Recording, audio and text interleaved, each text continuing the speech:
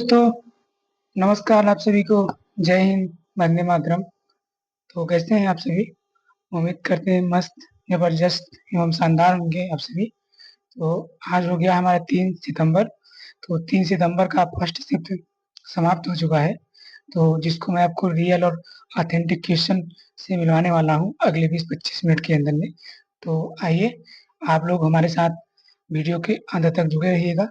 तो अगर वीडियो अच्छी लगेगी तो वीडियो को लाइक कर लीजिएगा और चैनल को सब्सक्राइब करके बेल आइकन को प्रेस कर लीजिएगा। ठीक है। और दोस्तों, मैं यहाँ पे एकदम रियल क्वेश्चन लेकर आया हूँ। आपको बता दूं कि ऐसा यूट्यूब पे कोई नहीं देने वाला है आपको। तो अगर आपको भरोसा नहीं हो तो पूरा वीडियो देख लीजिए। और इसमें हम इस वीडियो में एक्स्ट्रा फैक्ट भी ऐड किया हूँ मैं। ठीक है। तो चलिए, देर नहीं करेंगे, शुरू करेंगे।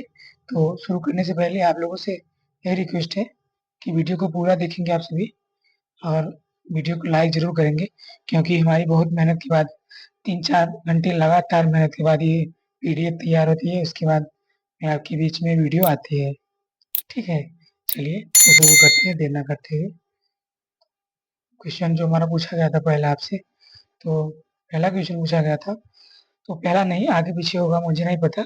तो हमारी तरफ से पहला क्वेश्चन है, 1947 में स्वतंत्रता के समय भारतीय अर्थव्यवस्था की प्रमुख विशेषता क्या थी? ठीक है। तो जिनका एग्जाम था वो कमेंट करके जरूर बताएंगे हमको।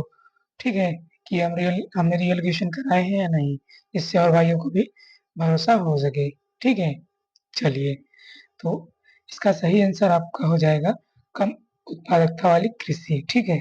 ऑप्शन नंबर ए इसका सही हो जाएगा। ठीक है। अगर आपने कम उत्पादकता वाली कृषि लगाई होगी तो आपका आंसर सही हो जाएगा। ठीक है। चलिए, आगे बात करेंगे अगले क्वेश्चन की। तो अगला क्वेश्चन पूछा गया था आपसे कि मार्च 2025 के लिए आईसीसी पुरुष प्लेयर ऑफ द मंथ किसे नामित किया गया है? ठीक है। तो मार्च 2025 के लिए पूछा गया है। ठीक है। तो किसे नियुक्त किया गया है? ये किया गया है श्रेयस अय्यर को। ठीक है। तो जो हमारा ट्रॉफी जीते थे भारतीय टीम में मार्च में, तो उसमें श्रेयस अय्यर ने अच्छा प्रदर्शन किया था। उसके लिए उन्होंने उनके प्लेयर ऑफ द मंथ चुना था। ठीक है। तो आपका सही आंसर हो जाएगा श्रेयस अय्यर। ठीक है। चलिए, अगले क्वेश्चन की बात करेंगे यहाँ पे हम लोग। तो अगला क्वेश्चन आपसे पूछा गया था कि खेलो इंडिया पैरा गेम्स 2025 का दूसरा संस्करण कहाँ आयोजित किया गया था? ठीक है। तो आइए इसके बारे में जान लेते हैं थोड़ा सा। तो मार्च 2025 में आयोजित खेलो इंडिया पैरा गेम 2025 का दूसरा संस्करण नई दिल्ली में हुआ था। ठीक है। और यह आयोजन 20 से 27 मार्च 2025 तक 3 प्रमुख स्थलों जवाहरलाल नेहरू स्टेडियम, इंदिरा गांधी स्टेडियम और doctor Karni Singh shooting range पर संपन्न हुआ था। ठीक है। तो बात कर लेते हैं इसके सही आंसर की। इसका सही आंसर हो जाएगा ऑप्शन नंबर बी, दिल्ली। ठीक है। चलिए, उम्मीद करते हैं आप सभी सही आंसर लगा के आए होंगे अपने एग्जाम में। चलिए, अगले क्वेश्चन की बात करेंगे यहीं पे हम लोग। तो अगला क्वेश्चन हमारा पूछा गया है, किस मंत्रालय में यह निर्णय दिया है कि भारत के संविधान में मूल संरचना सिद्धांत को स्थापित किया जा सकता है? ठीक है।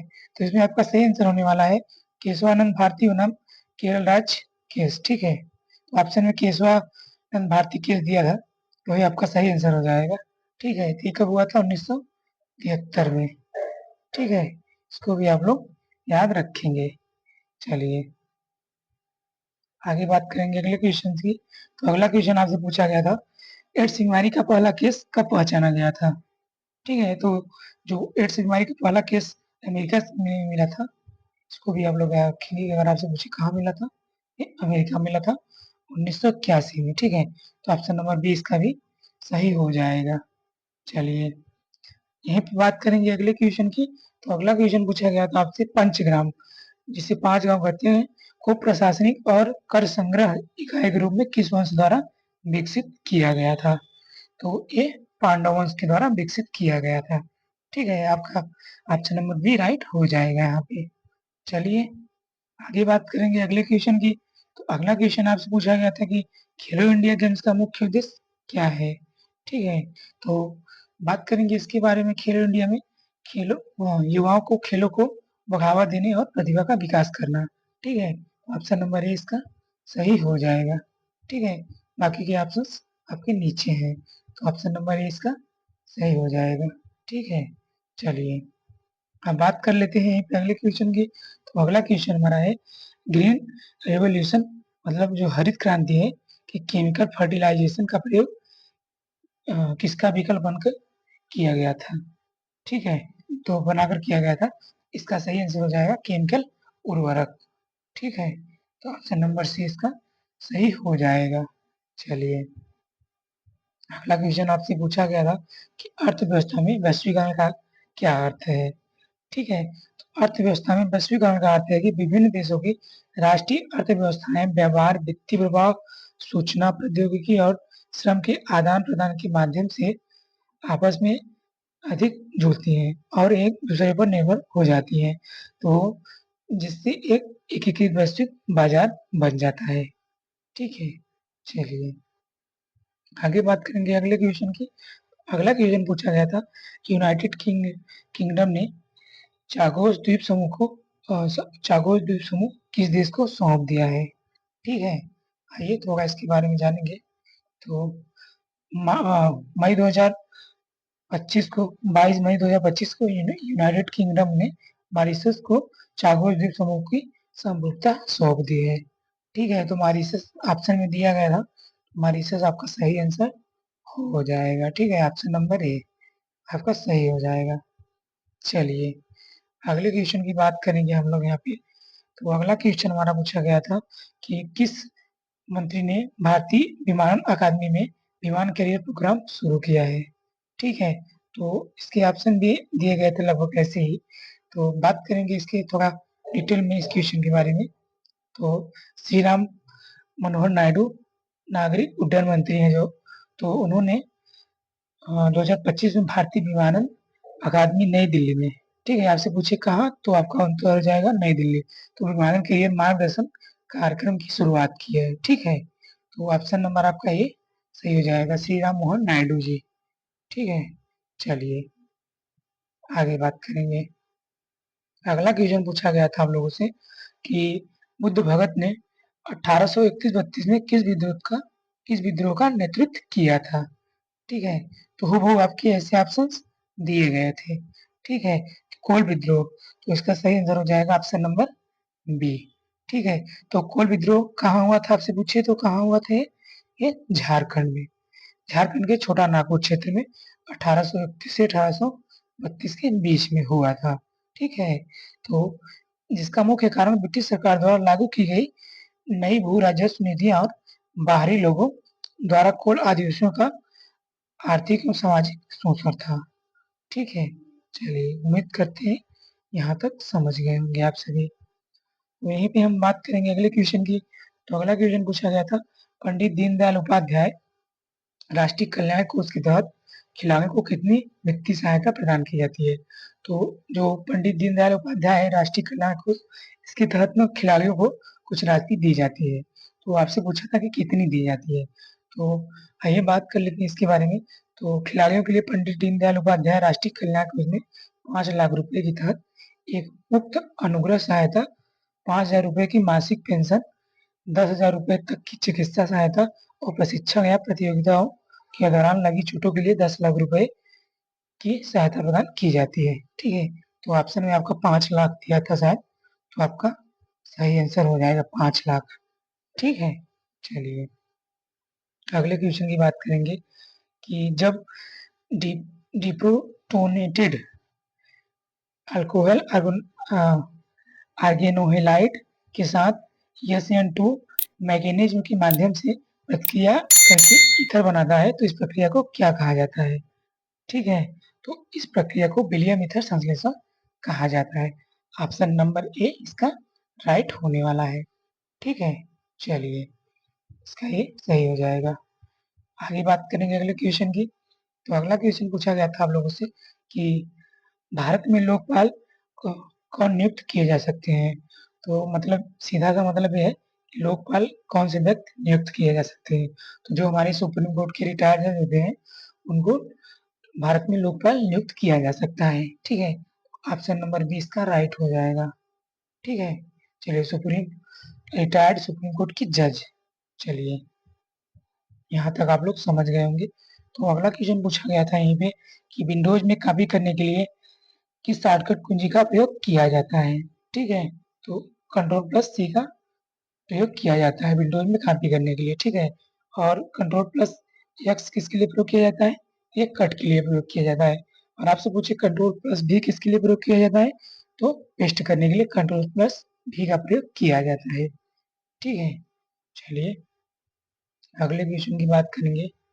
अगला क्वेश्चन पूछा गया था कि जो 91 संविधान संशोधन है ये कब हुआ था? ठीक है, ये 2003 में हुआ था। ठीक है, 91वां संविधान संशोधन आपसे पूछा था, इसका सही आंसर हो जाएगा 2003। ठीक है, चलिए अगला क्वेश्चन बात करेंगे हम लोग। तो आपसे पूछा था अमरकंटक की पहाड़ियों से कौन सी नदी निकलती है? तो बात करेंगे हम लोग गंगा की। तो गंगा गंगोत्री से निकलती है। ठीक है, और यमुना यमुनोत्री से निकलती है। तो जो नर्मदा नदी है ये अमरकंटक की पहाड़ियों से निकलती है। तो ऑप्शन नंबर 20 का राइट आंसर हो जाएगा आप सभी का। चलिए आगे बात करेंगे अगले क्वेश्चन की। अगला क्वेश्चन पूछा गया था कि मध्य प्रदेश में विंध्याचल की कैमूर पहाड़ियां बिहार के किस जिले की सीमा से मिलती हैं? ठीक है, ये क्वेश्चन पूछा गया था सेम टू सेम। तो आइए इसके बारे में आपको बता देते हैं। तो कैमूर की पहाड़ियां जो विंध्याचल पर्वत श्रृंखला का पूर्वी विस्तार है। तो यह मध्य प्रदेश, उत्तर प्रदेश और बिहार तक फैली हुई है। मध्य प्रदेश से निकल कर ये बिहार के रोहतास जिला से सीमा मिलती है। ठीक है, तो रोहतास जिला जो ऑप्शन नंबर ए में दिया गया है आपका सही हो जाएगा। ठीक है, ऑप्शन नंबर ए आपका राइट होने वाला है यहाँ पे। चलिए अगला क्वेश्चन पूछा गया है जीएसटी से। तो आपसे पूछा गया था जीएसटी, इससे इसका फुल फॉर्म होता है वस्तु एवं सेवा कर। ठीक है, किस वर्ष लागू किया गया था? तो ये आपने, हमें लगता है कि सभी भाइयों ने हमारे और बहनों ने करके सही आया होगा इस क्वेश्चन का आंसर। इसका सही आंसर हो जाएगा 2017। आइए इसके बारे में कुछ एक्स्ट्रा फैक्ट भी जानेंगे यहाँ पे। तो 1 जुलाई 2017 को लागू हुआ था। ये लगभग आप सभी लोग जानते होंगे। तो जो संविधान संशोधन 101वां संविधान संशोधन था, इसके तहत ये पारित किया गया था। ठीक है, इसको भी आप लोग याद रखेंगे। 101वां संविधान संशोधन। ठीक है, असम जीएसटी बिल को मंजूरी देने वाला पहला राज्य है। आपसे पूछ लेता है कि भारत में कौन सा और राज्य था जिसने जीएसटी को मंजूरी दिया था सर्वप्रथम? तो आपका हो जाएगा असम। ठीक है, और अगर आपसे पूछे जीएसटी का नारा क्या था, तो क्या कर देंगे आप लोग answer? One nation one tax one market. ठीक है, जीएसटी। चलिए और आगे बात करेंगे। जीएसटी परिषद के अध्यक्ष केंद्रीय वित्त मंत्री होते हैं। ठीक है, अगर आपसे पूछे कि केंद्रीय परिषद का अध्यक्ष कौन होता है, तो आपका जवाब क्या होगा? केंद्रीय वित्त मंत्री। ठीक है, और बात कर लेते हैं जीएसटी। अरुण जेटली जो है हमारे, तो पूर्व वित्त मंत्री है, तो जीएसटी परिषद के पहले अध्यक्ष थे। ठीक है, इनको भी आप लोग याद रखें। जितना फैक्ट मैं बता रहा हूँ जीएसटी के बारे में, ये क्वेश्चंस बार बार एग्जाम में पूछे जाते हैं। ठीक है, तो आप सभी सबको ध्यान में रख के एग्जाम देने जाएंगे। तो और बात कर लेते हैं थोड़ा सा। तो भारतीय संविधान का अनुच्छेद जो 279 ए है, ये जीएसटी परिषद के संगठन से संबंधित है। ठीक है, अनुच्छेद 279 ए। ठीक है, चलिए अगला क्वेश्चन पूछा गया था कि 560 रियासतों को भारतीय संघ में मिलाने का श्रेय किसे दिया जाता है? ठीक है, आइए जान लेते हैं थोड़ा सा इसके बारे में। तो भारत की आजादी के समय लगभग 560 रियासतें अस्तित्व में थी। इन्हें भारतीय संघ में मिलाने का श्रेय तत्कालीन गृह मंत्री सरदार वल्लभ भाई पटेल और उनके सहयोगी वीपी मेमन को जाता है। ठीक है, पटेल को iron man of the India कहा जाता है। ठीक है, इसका सही आंसर क्या हो जाएगा आपका? Option number B, Sardar Vallabh भाई पटेल। ठीक है, चलिए आगे बात करते हैं। अगला क्वेश्चन आपसे पूछा गया था जनवरी 2025 में, रुक जाइए दोस्त एक सेकंड, इसको ठीक कर दें। जनवरी 2025 में comprehensive and trans pacific corporation, इसे शॉर्ट में कहते हैं सीपीटीपीपी की अध्यक्षता किसे दी गई है? ठीक है, तो ये दी गई है ऑस्ट्रेलिया को। ठीक है, तो सीपीटीपीपी ये अध्यक्षता किसे दी गई है? तो ये दी गई है ऑस्ट्रेलिया को। ठीक है, ऑप्शन नंबर सी इसका राइट होने वाला है यहाँ पे। चलिए अगले क्वेश्चन की बात करेंगे। ये रिपीट क्वेश्चन है, एक शिफ्ट में पूछा गया था, तो फिर से यही से क्वेश्चन आ गया है यहाँ पे। तो ये है क्वेश्चन हमारा कि एमएस विंडो में किसी फाइल का नाम रीनेम कैसे बदल सकते हैं। ठीक है, तो एमएस विंडो में किसी फाइल या फोल्डर का नाम बदलने के लिए सबसे बड़ा आसान तरीका है फाइल को चुनना। ठीक है, फाइल को चुनेंगे और उसके बाद जो F2 कुंजी है उसको दबाना है। ठीक है, और इसके अलावा आप फाइल पर राइट क्लिक रीनेम विकल्प चुनकर भी नाम बदल सकते हैं। ठीक है, तो आप दो तरीके से नाम इसको बदल सकते हैं रीनेम को। ठीक है, तो दोनों तरीका आपको मैं बता दिया हूँ, तो जैसा आपका ऑप्शन में दिया होगा वो आपका सही आंसर हो जाएगा।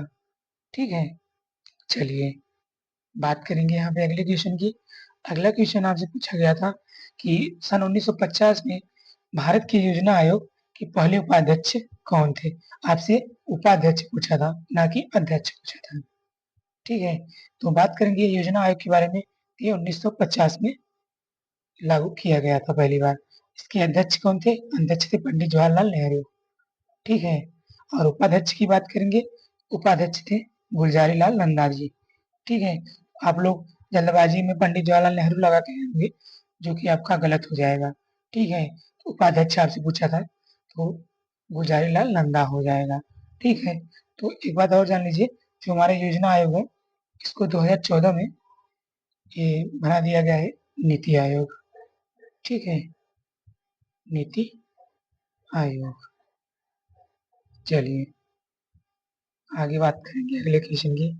अगला क्वेश्चन पूछा गया था कि हाल ही में किस आईआईटी संस्थान ने जापान के साथ मिलकर सुपर कंडक्टर्स रिसर्च पर पार्टनरशिप की है। ठीक है, तो जो हैदराबाद आईआईटी है, तो इन्होंने जापान के साथ मिलकर सुपर कंडक्टर्स रिसर्च पर पार्टनरशिप की है। ठीक है, ऑप्शन नंबर डी इसका राइट आंसर हो जाएगा। ठीक है, चलिए अगला क्वेश्चन है कि भारत के सर्वोच्च न्यायालय का मूल न्याय क्षेत्र क्या है। तो आपसे पूछा था मूल न्याय क्षेत्र। ठीक है, तो क्या आंसर देंगे आप सभी इसका। तो आइए थोड़ा इसके बारे में जान लेते हैं। तो ओरिजिनल ज्यूरिडिक्शन का मतलब होता है कि कोई मामला सीधे सुप्रीम कोर्ट में दाखिल किया जा सकता है। ठीक है, बिना किसी निचली अदालत से गुजरने से। ठीक है, तो भारत के संविधान के अनुच्छेद 131 के अनुसार सुप्रीम कोर्ट के पास यह अधिकार है कि वह संघ और राज्यों या राज्यों के बीच उत्पन्न होने वाले संवैधानिक और अन्य विवादों को सुलझा विवादों पर सुनवाई करेगी। ठीक है, इसका सही आंसर हो जाएगा ऑप्शन नंबर ए। ठीक है, राज्य और संघ के बीच। ठीक है, चलिए अगले क्वेश्चन की बात कर लेते हैं। अगला क्वेश्चन पूछा गया था कैलवरी क्लास पनडुब्बी का अंतिम परीक्षण कहाँ हुआ था। ठीक है, आइए थोड़ा इसके बारे में डिटेल में जान लेते हैं। तो कैलवरी क्लास पनडुब्बी आईएनएस वाघीर का अंतिम परीक्षण भारत में हुआ था। ठीक है, तो आईएनएस वाघीर कैलवरी क्लास की छठी और अंतिम पनडुब्बी है। ठीक है, तो आपसे पूछी कौन सी थी, तो ये छठी थी। ठीक है, इसे फ्रांस की नेवल ग्रुप के सहयोग से प्रोजेक्ट 75 के तहत नियुक्त किया गया है। ठीक है, अगर आपसे पूछे किस देश के सहयोग से किया गया है, तो ये फ्रांस से किया है। ठीक है, फ्रांस के देश के सहयोग से। तो इसे मुंबई स्थित मझगांव डाक शिप बिल्डर्स लिमिटेड, ठीक है, में बनाया गया है। तो सारे फैक्ट आप लोग याद रखेंगे, इसका स्क्रीनशॉट लेकर आप लोग रख लीजिए। ठीक है, और एक बात और, अगर आपका पीडीएफ चाहिए इसको आप सभी को, तो हमारे टेलीग्राम चैनल पे मिल जाएगा, जिसका डिस्क्रिप्शन में लिंक मिल जाएगा आप सभी को। तो यहाँ से आप लोग ज्वाइन हो जाएंगे डिस्क्रिप्शन में। तो टेलीग्राम पे चले जाएंगे, वहाँ पे इसका पीडीएफ डाल देते हैं, वहाँ से आप आसानी से पीडीएफ डाउनलोड कर पाएंगे। ठीक है, चलिए आगे बात करेंगे। अगला क्वेश्चन हमारा पूछा गया था यहाँ पे भारत के मुख्य न्यायाधीश जो वर्तमान में है बी आर गवई का कार्यकाल कितने दिनों तक का है। ठीक है, आपसे पूछा है जो वर्तमान में हमारे मुख्य न्यायाधीश है बी आर गवई, उनका कार्यकाल कितने दिनों तक है। ठीक है, तो ऑप्शन में दिया था लगभग 6 माह। तो 6 माह या 180 दिन इसका राइट आंसर हो जाएगा। ठीक है, चलिए तो ऑप्शन नंबर इसका राइट हो जाएगा। तो जस्टिस भूषण रामकृष्ण गवई का पूरा नाम क्या है? रामकृष्ण गवई को 14 मई 2025 को भारत के 52वां मुख्य न्यायाधीश नियुक्त किया गया है। ठीक है, नंबर कौन सा है? 52वां। ठीक है, तो रूप में राष्ट्रपति द्रौपदी मुर्मू द्वारा नियुक्त किया गया है। ठीक है, उनका कार्यकाल 23 नवंबर 2025 को समाप्त हो जाएगा। ठीक है, जो लगभग 180 दिन का है। चलिए बात करेंगे अगले क्वेश्चन की। तो अगला क्वेश्चन हमारा है ट्रांस पैसिफिक। तो जो ट्रांस पैसिफिक है 2025, तो इसका कार्यक्रम कहाँ आयोजित हुआ था? ठीक है, आइए जान लेते हैं इसके बारे में। तो ये यह एक प्रतिष्ठित द्विवार्षिक नौकायन प्रतियोगिता थी मतलब है, तो जिसे ट्रांस ट्रांस पैसिफिक याच क्लब द्वारा आयोजित किया गया था। ठीक है, तो 2025 में यह रेस 1 जुलाई 2025 को यूनाइटेड स्टेट्स संयुक्त अमेरिका में हुआ था। ठीक है, तो ऑप्शन नंबर डी इसका सही हो जाएगा। ठीक है, चलिए आगे बात करेंगे अगले क्वेश्चन की। तो अगला क्वेश्चन हमारा था कि भारत के संविधान को भारत के संविधान की कौन सी अनुसूची पूर्वोत्तर राज्य के अलावा अन्य राज्यों में अनुसूचित क्षेत्रों और अनुसूचित जनजातियों के प्रशासन और नियंत्रण का प्रावधान करती है? ठीक है, तो ये लगभग आज का अंतिम क्वेश्चन है। इसका सही आंसर हो जाएगा ऑप्शन नंबर ए, पांचवा। ठीक है, तो आज के लिए इतने क्वेश्चन है। आप सभी को धन्यवाद जिन्होंने हमें क्वेश्चन भेजा है। तो अगर आने वाले शिफ्टों में आपका भी एग्जाम है, तो आप भी हमें भेज सकते हैं अपना क्वेश्चन अपना नाम के साथ। यहाँ पे आपका नाम डिटेल में लिया जाएगा, अपना स्टेट का नाम भी भेज सकते हैं। तो टेलीग्राम का डिस्क्रिप्शन में हम लिंक दे देंगे, वहाँ से टेलीग्राम ज्वाइन करके आप हमें क्वेश्चन भेज सकते हैं। ठीक है, तो आप सभी को एक बार फिर से धन्यवाद जो क्वेश्चन भेजे हैं, और जिन्हें जो हमारे वीडियो अभी तक देख रहे हैं, तो सभी को बेस्ट ऑफ लक। जिनका एग्जाम है आने वाले शिफ्टों में, आप लोग अच्छे से तैयारी करके जाइए, अपना एग्जाम दीजिए। आप सभी को बेस्ट ऑफ लक। तो आप लोग अपना ख्याल रखिए, खुश रहिए, मस्त रहिए, और अपनी पढ़ाई अच्छी तरीके से करते रहिए। तो चलिए मिलते हैं आपसे नेक्स्ट वीडियो में। तब तक के लिए जय हिंद, वंदे मातरम आप सभी।